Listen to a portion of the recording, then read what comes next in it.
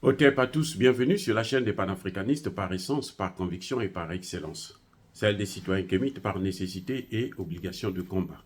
Nous sommes une chaîne qui n'est guidée que par nos ancêtres et rien que par les ancêtres qui appartiennent à l'égrégore du monde noir.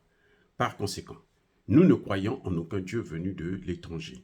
Toutefois, cette vidéo n'est aucunement destinée à inciter à la haine ou à la violence, car nous menons un combat qui est d'abord et avant tout spirituel, intellectuel et démocratique. Ensuite, il est politique, géopolitique et géostratégique, contre l'impérialisme, le colonialisme, le néocolonialisme et l'endocolonat, qui sont tous qualifiés de crimes contre l'humanité. Nous menons ce combat sur la base du principe fondamental que nous avons hérité de nos ancêtres kémites, qui est celui de la Mahat, c'est-à-dire solidarité, vérité et justice. Vous êtes donc en droit de connaître la vérité et nous avons l'obligation de vous dire la vérité, rien que la vérité, afin que justice soit rendue au continent africain. Et ça, c'est notre modeste contribution dans cette noble lutte en faveur de la souveraineté, la dignité, la solidarité et l'unité africaine.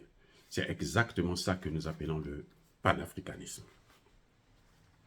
Bien-aimés frères et sœurs, nous allons vous parler de les préparatifs de la France pour envahir le Sahel et déstabiliser l'ensemble du golfe de Guinée. Et c'est sérieux ce qui est en train de se passer. Nous devrons prendre ça au sérieux, même si ça ne nous fait pas peur, parce que nous savons que maintenant, nous avons des partenaires sérieux, nous avons des partenaires qui ont des moyens et qui nous donnent des moyens. Des partenaires auxquels nous pouvons acheter des armes et on nous les livre. Et nous sommes des guerriers, nous pouvons mener la guerre.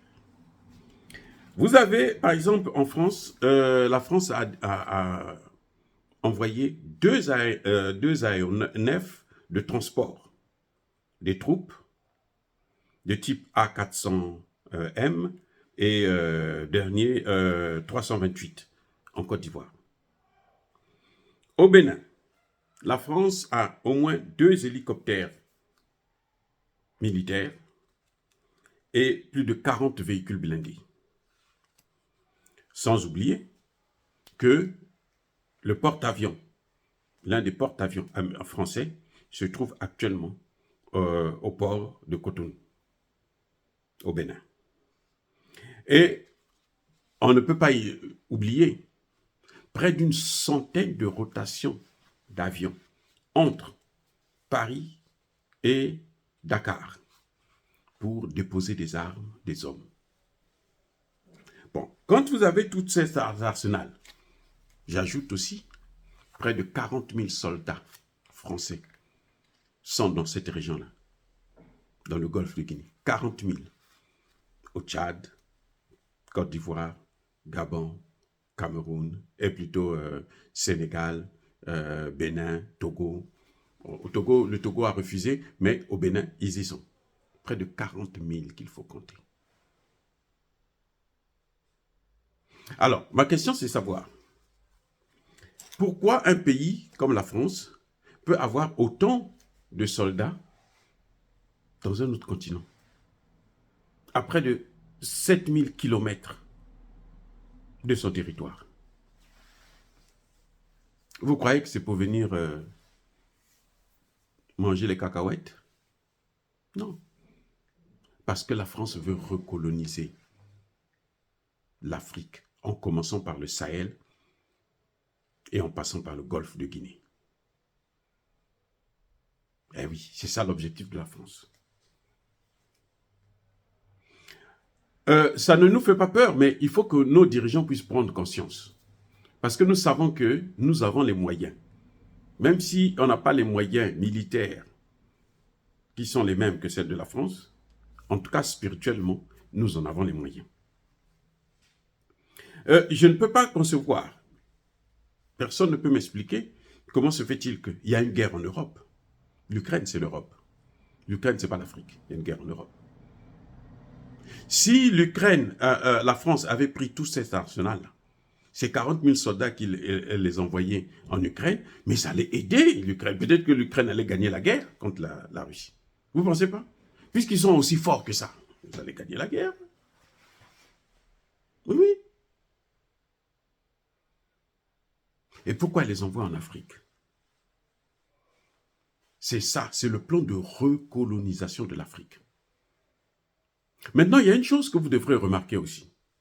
C'est le silence complet des États-Unis, de l'Angleterre, de l'Allemagne, de l'Italie, de la Belgique. C'est le silence complet.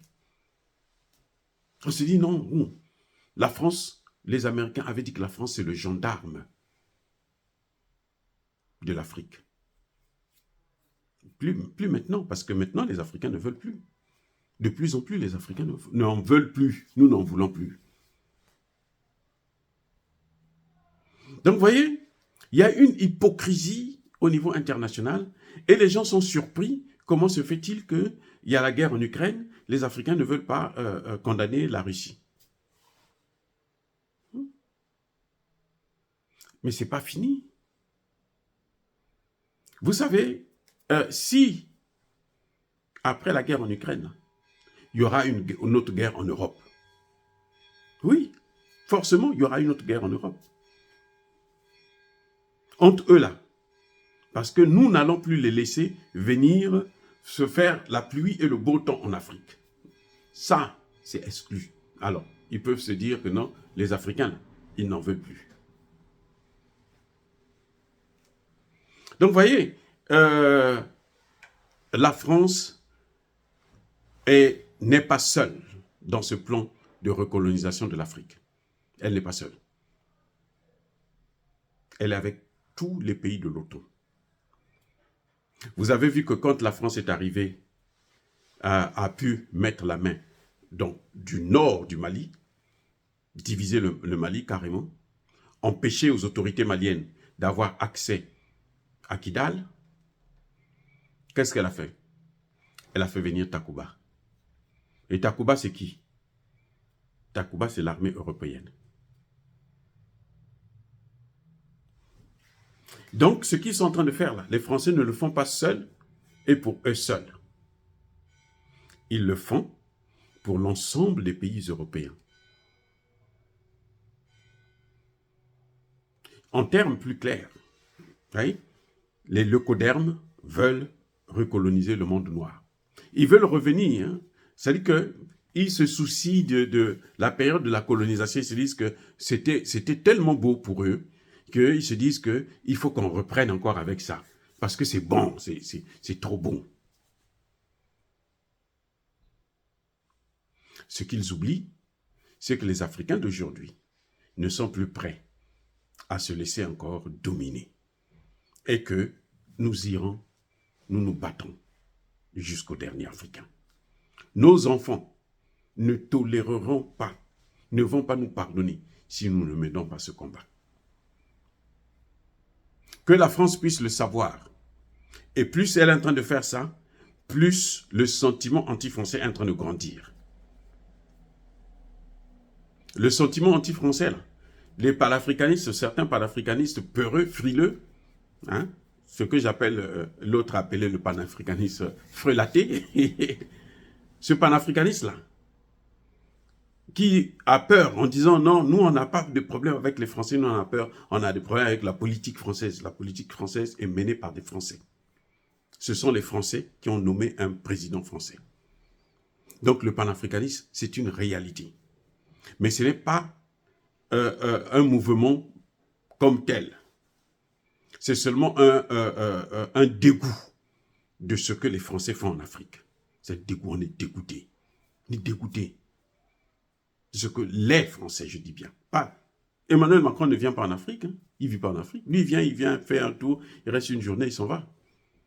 Mais ce sont les Français qui viennent pour exécuter cette politique macabre. Et ce qu'ils font là, nous, on n'en veut plus.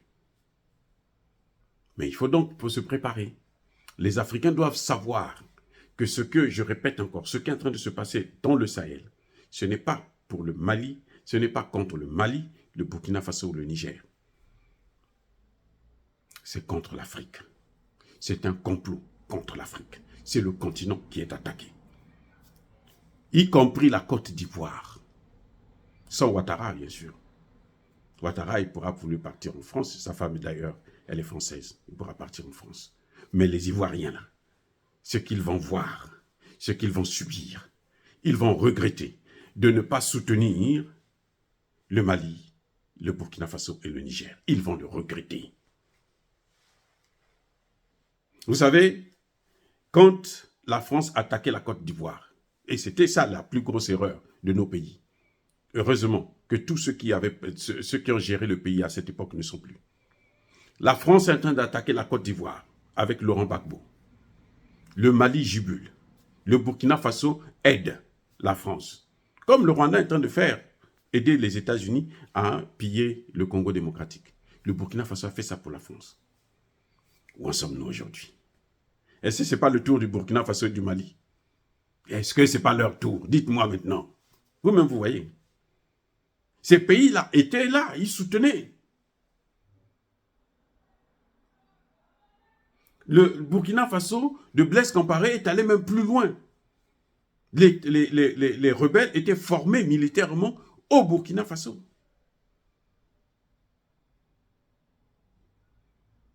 Aujourd'hui, qu'est-ce qu'ils ont?